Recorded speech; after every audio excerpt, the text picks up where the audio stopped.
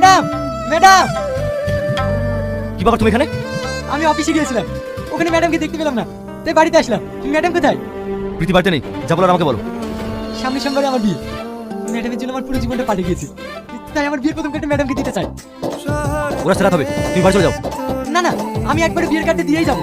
বললাম না ওরা রাত হবে, তুমি কার্ডটা আমাকে দিয়ে চলে যাও। কে রে? ওই তো ম্যাডাম বাড়িতে আছে, আপনি যে বললেন ম্যাডাম এই দিন আমার বিয়ে। আপনাকে বিয়ের কার্ড দিতে এসেছিলাম, কিন্তু আপনি তো মদ খাচ্ছি তাই তো? ও কিছু না, একটা কাছের মানুষ যখন কষ্ট দেয় না, তখন এটা সারাই নিতে হয়। কি কষ্ট দিয়েছে ম্যাডাম? তুমি চিনতে পারবে না। বলো তুমি কি বলতে এসছো? সামনের সোমবারে আমার বিয়ে, তাই বিয়ের প্রথম কার্ডটা আপনাকে দিতে এসেছি। আপনাদের সবাইকে কিন্তু আসতে হবে ম্যাডাম। ঠিক আছে আসবো, তুমি এখন যাও।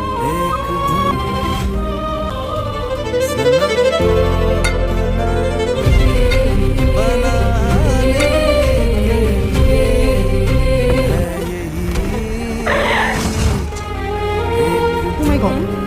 একটা মেয়ে একটা ছেলেকে এতটা ভালোবাসতে পারে? ডাক্তার বাবু, পেশেন্টের মতো ক্রিটিক্যাল, আমি তাড়াতাড়ি আসুন। Sorry mister Singh.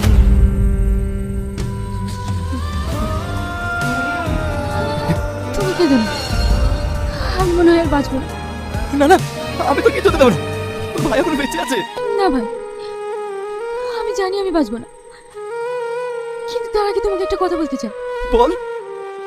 আমি জাবিরকে ভালোবাসি, এই কথাটা যেন ও কোনোদিন না জানতে পারে। কথা দাও, ও যেন জানতে না পারে। আমি কথা দিচ্ছি, আমি কোনোদিনও যেতে পারবে না। এই প্রীতি, প্রীতি, প্রীতি, স্যার, স্যার, ম্যাডাম কি হয়েছে?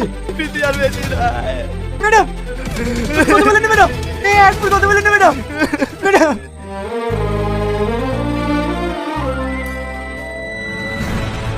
ম্যাডাম